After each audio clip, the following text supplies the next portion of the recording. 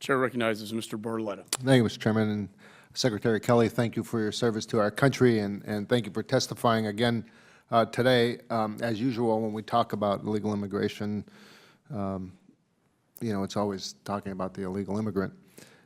During your previous testimony, I told you how pleased I was that the Trump administration created a new office to speak for the victims of crime committed by illegal immigrants.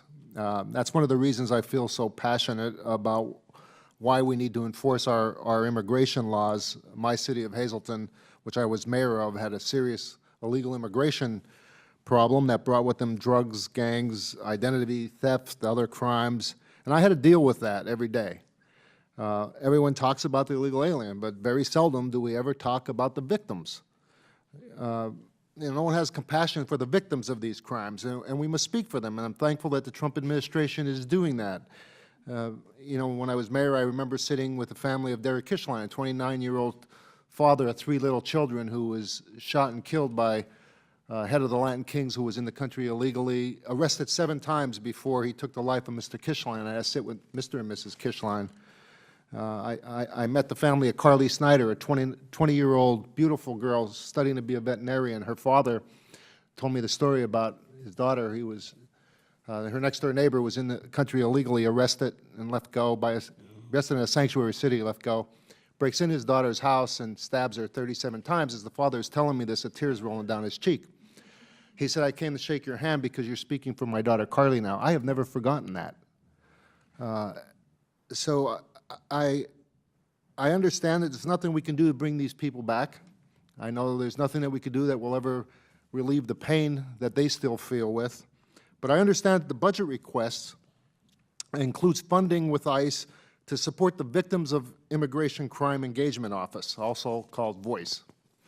And can you please speak about what you and the administration are doing to speak for the victims of crimes committed by illegal aliens against citizens and legal immigrants, and what else we can do in Congress to assist these efforts, and would it be helpful to have this office permanently authorized? Thanks for that question, Congressman. The VOICE office, although it's been heavily criticized by certain elements, is not an anti-illegal, even illegal immigrant move. It is just a way to assist the victims of the families, primarily, of course, of the victims of some violence, some crime against perpetrated by an illegal alien. What we attempt to do is, early on it was heavily abused by a lot of prank calls and all of this, but it's settled down now by virtue of what I just said. It'll probably start back up, but there's plenty of examples of them calling in and simply, the person that killed my daughter, where is he right now, and where is he in the court process?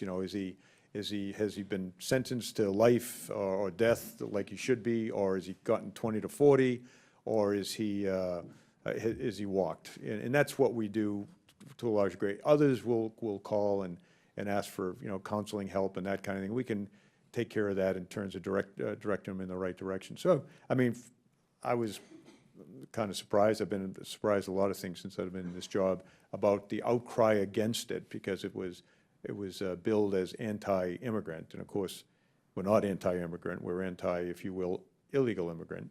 We still take 1.1 million legal immigrants into this country every year, and I don't think there's any big idea to change that. But the point is, the VOICE office is working well, and it's just a way to outreach to people who felt as though they were all alone. And for every one of you as a mayor that was wrapping their arms around people, there's other mayors, with all due respect, that take the other view of illegal aliens. Unfortunately, Secretary Kelly, we can't bring back their loved ones, and we can't maybe ease their pain, but what we can do is give these families closure. And I applaud the Trump administration for doing that. Thank you. Sorry. Mr. Keating is recognized.